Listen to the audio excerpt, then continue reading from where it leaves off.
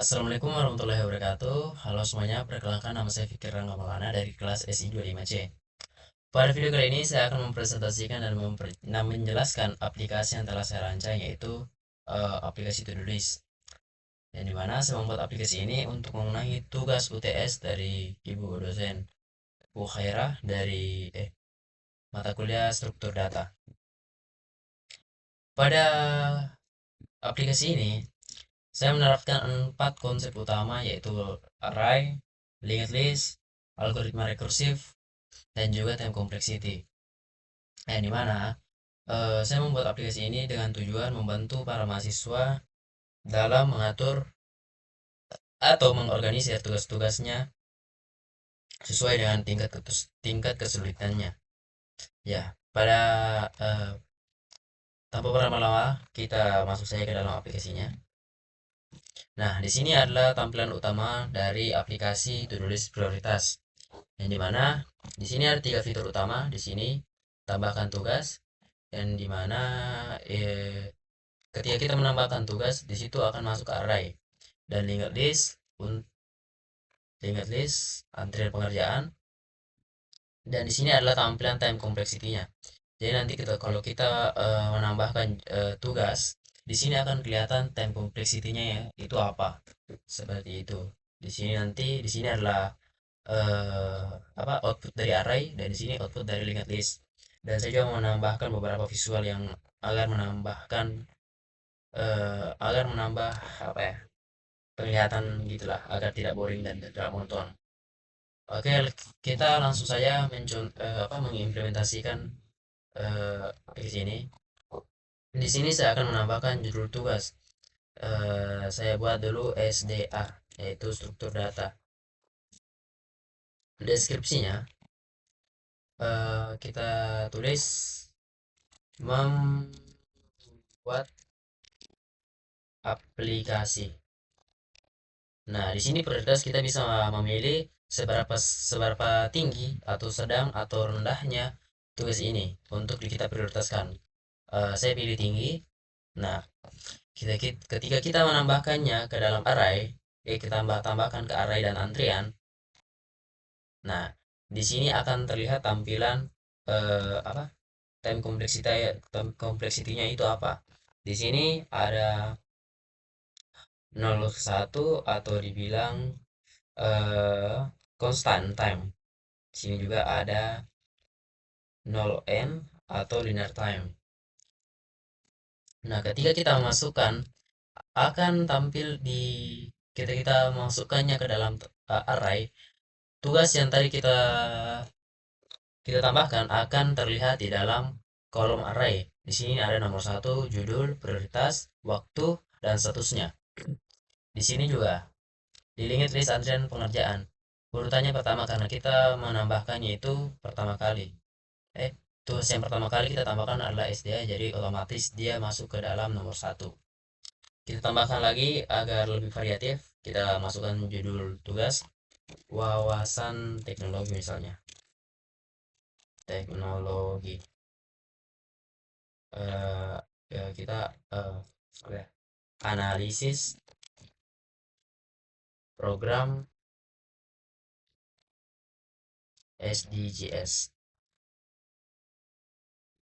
Pada mata kuliah ini saya mau memprioritaskan ini ke dalam tingkatan yang sedang saja. Nah, di sini otomatis juga nanti akan masuk ke dalam array, juga di list, di antrian pengerjaan.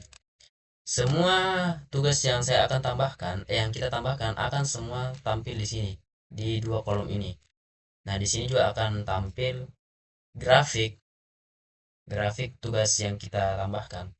Di sini baru sedang kita tambahkan lagi satu. Oke, saya tulis di sini bahasa Inggris. Deskripsinya kita misalnya menghafal menghafal 20 kosakata. Di sini saya mau mengatur tingkatannya menjadi rendah saja. Kita tambahkan ke array dan antrian. Nah, masuk ke dalam array atau semua tugas, dan masuk juga ke antrian pengerjaan. Nah, di sini kita sudah menaruh tiga tugas yang masing-masing prioritasnya itu beda-beda, ada tinggi, ada sedang, dan rendah. Di dalam fitur antrian pengerjaan, di sini ada mengerjakan tugas yang pertama. Berarti kita akan mengerjakan yang ada pada nomor satu. Dan di array ada fitur hapus yang terpilih atau seperti ini.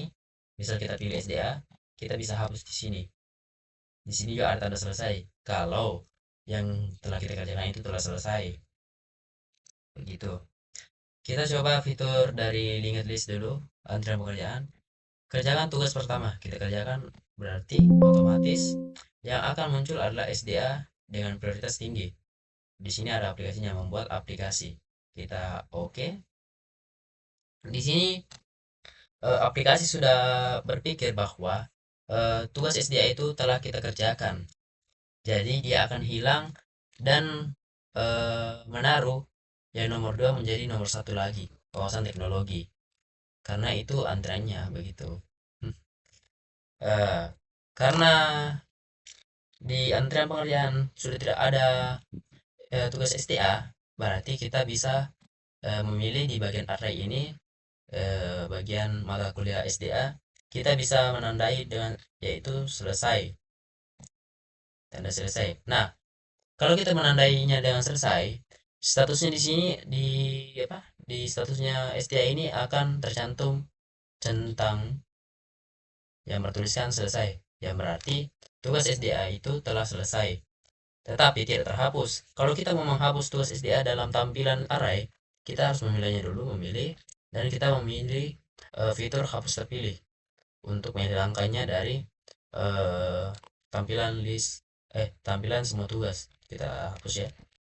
Nah, otomatis di sini hilang, di sini juga hilang karena sudah tidak ada tugas yang prioritasnya tinggi begitu.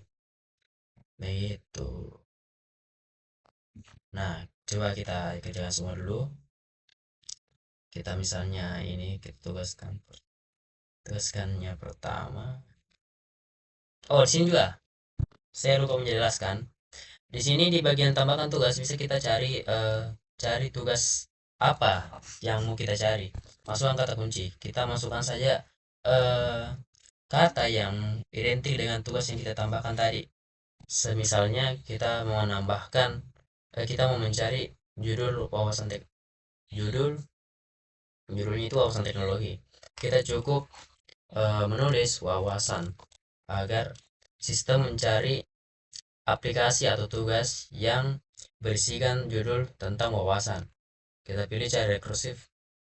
Nah, satu ditemukan, yang dimana wawasan teknologi ini masih tersimpan di dalam array dan belum kita kerjakan.